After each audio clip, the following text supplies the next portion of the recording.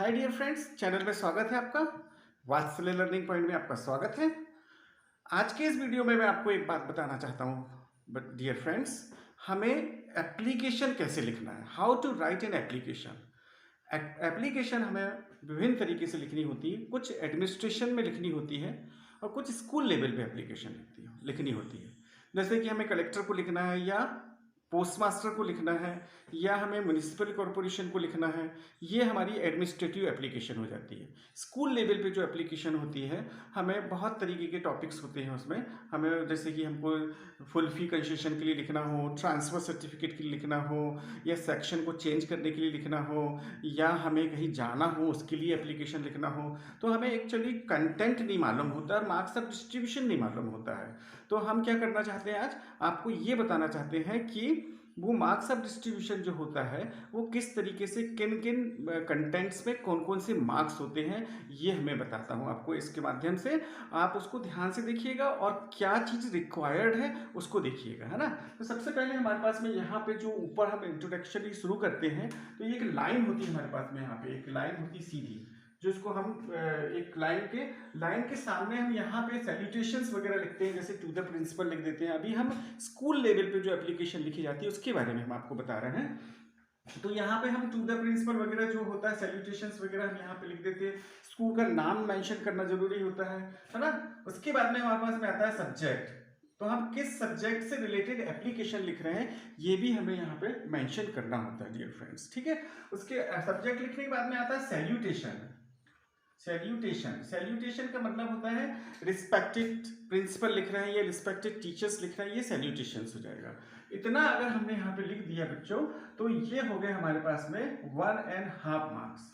मतलब ये मार्क्स आपके जो एप्लीकेशन दी रहती है उस पे ही अपने को सिर्फ उसको अरेंज करना होता है, उतने में हमको 1.5 मार्क्स मिल जाते हैं।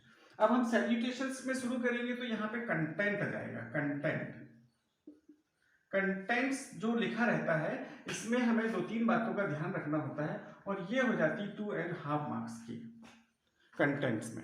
तो कंटेंट्स में हम जो मिस्टेक कर लेते हैं, मीन्स हम जो सब्जेक्ट लिखा है हमने ना, जिस सब्जेक्ट के अंतर्गत जैसे हमें ट्रांसफ़र सर्टिफिकेट की एप्लीकेशन लिखनी है, तो वो ट्रांसफ़र सर्टिफिकेट जो है, किस कारण से हम ट्रांसफ़र ले रहे हैं, स्कूल से टीसी इशू करवा रहे हैं, उसका कंटेंट हमारे पास में यहाँ आना चाहिए। अब लिखते समय हमारे पास में, क्योंकि हमारे पास बहुत ज़्यादा ग्रामेटिकल बेस नहीं होता है, तो हम जो मिस्टेक करते हैं वो मिस्टेक काहे में होती है, ग्रामेटिकल मिस्टेक्स में होती है। तो ग्रामेटिकल मिस्टेक्स हम अक्सर करते हैं, मीन्स कितने से कितना भी अच्छा ब्रिलियंट बच्चा हो तो वो कहीं ना कहीं कोई ना कोई ग्रामेटिकल मिस्टेक कर देता है। यदि हमने सब्जेक्ट मैटर को मेंशन कर दिया है, रियल रीज़न दे दिया है ट्रांसफ़र सर्टिफिकेट का, और उसमें कुछ ग्रामेटिकल मिस्टेक भी हो गई है, तो आप ये मान के चलिए कि हमें 2.5 में से 1.5 मार्क्स मिल ही जाएंगे, ये पक्का है। और मैक्सिमम आपको कितने मिल सकते हैं, 2 मार्क्स मिल सकते हैं। आधा नंबर आपका डिडक्ट हो जाता है,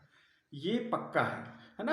यदि वैल्यूएशन में वैल्यूअर जो होता है, जब वो कॉपी को वैल्यूट करता है, तो उसको ये पता होना चाहिए कि हमारा जो सब्जेक्ट हमने जो हम मेंशन किया है, कि जैसे हम to issue the transfer certificate, तो it should be mention in the content कि हम वो ट्रांसफ़र सर्टिफिकेट इशू करवा रहे हैं, और उसका रीज़न होना ज़रूरी है।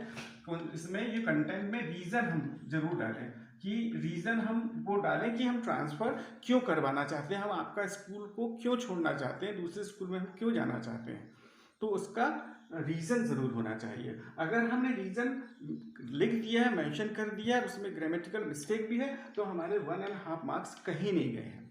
मतलब हमारे 1.5 इधर हो गए, 1.5 इधर हो गए, कितने हो गए, 3 मार्क्स हो गए।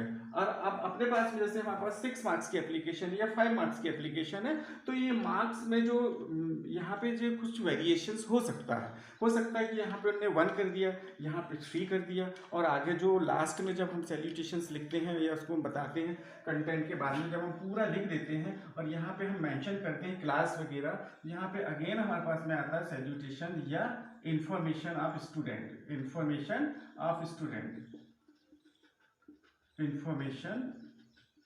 स्टूडेंट, वो किस क्लास का है और किस पोस्ट पे है, और क्या है वो, क्या वो क्लास कैप्टन है या स्कूल कैप्टन है या एक विद्यार्थी है, वो हमें यहाँ मेंशन करना होता है, तो ये कितने हो गए डियर फ्रेंड्स, ये हो गया 4, यहाँ पे हम 1 मार्क्स दे देते हैं। तो ये 5 मार्क्स के आधार पे मैंने आपको डिस्ट्रीब्यूशन बताया एप्लीकेशन का। ये कौन सी हो गई, स्कूल लेवल पे एप्लीकेशन लिखना हो गया, ठीक है। अब यदि हम इसको थोड़ा सा चेंज करते हैं, यदि हम एडमिनिस्ट्रेटिव लेवल पे एप्लीकेशंस लिखते हैं, एडमिनिस्ट्रेटिव लेवल पे कहीं जाते हैं हम, तो वहाँ पे उसका एप्लीकेशन की जगह वो लेटर फॉर्म आ जाता है, और फिर वो कंटेंट में जो मार्क्स ऑफ डिस्ट्रीब्यूशन है वो थोड़ा सा चेंज हो जाता है, बाकी सेम ऐसा ही रहता है। कंटेंट थोड़ा सा बढ़ जाता है, जो हम वो सुबह लिखते हैं तो उसमें मार्क्स थोड़े से बढ़ जाते हैं।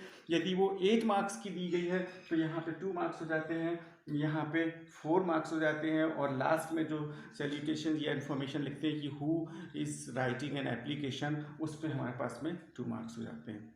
तो इस तरीके से मार्क्स ऑफ डिस्ट्रीब्यूशन होता है। इसको आराम से बहुत अच्छे से लर्न किया जा सकता है। इम्पॉर्टेंट है कंटेंट्स क्या है, कंटेंट्स में हम वो रीज़न को ज़रूर मेंशन करें। कौन से रीज़न को, कि किस कारण से हम वो, जैसे ट्रांसफ़र सर्टिफिकेट बोला तो ट्रांसफ़र सर्टिफिकेट का रीज़न होना चाहिए कि हमारे पापा का ट्रांसफ़र हो गया है ना। अब उसमें हम क्या करते हैं, मिस्टेक कर देते हैं, कौन सी, ग्रामेटिकल मिस्टेक्स। तो एटलीस्ट हमारे पास 1.5 मार्क्स होते ही हैं, जो वैल्यूअर होता है वो हमको 1.5 मार्क्स देता ही है। तो यदि हम पूरा एप्लीकेशन को लिखते हैं 5 नंबर में से, तो हमारे पास में एटलीस्ट 4 मार्क्स होते हैं, 4 मार्क्स एटलीस्ट हमको मिल जाते हैं यदि हमने मिस्टेक किया भी है तो। और अगर आपने पूरा मिस्टेक्स नहीं किया तो आपने को 4.5 मार्क्स मिल जाते हैं, आधा नंबर आपका कंटेंट्स में डिडक्ट होता ही है। तो आज के इस वीडियो में मैंने आपको how to write an application ये बताने का प्रयास किया है। अब आप सिर्फ और सिर्फ इम्पोर्टेंट ये है कि आप कंटेंट पे जाइए, और कंटेंट पे जो हमारे को मेंशन करना है स्पेशली, वो ज़रूर मेंशन करिए, ठीक है। और इससे रिलेटेड फिर मैं आपको कोई एक नया जो एप्लीकेशन इनफॉर्मल जो लेटर्स होते हैं उसके बारे में बताऊंगा, ठीक है। तो अभी आज के इस वीडियो में मैंने आपको how to write an application इसके बारे में बताया। आप इसको अच्छे से दिमाग में डालिए। सभी क्लासेस के जो बच्चे होते हैं और वो कॉलेज लेवल पे भी होते हैं, तो उनके लिए यही पैटर्न होता है। मार्क्स में थोड़ा सा फ्लैक्चुएशंस हो जाता है, लेकिन कंटेंट और यहाँ पे इंट्रोडक्शन और यहाँ पे सैल्यूटेशंस वगैरह जो होते हैं वो एज इट इज़ ही होते हैं, ठीक है। एक फॉर्मल एक स्ट्रक्चर होता है, एक फॉर्मेट होता है जिसमें हमें इस तरीके से इसको मेंशन करना होता है। Okay, have a nice day.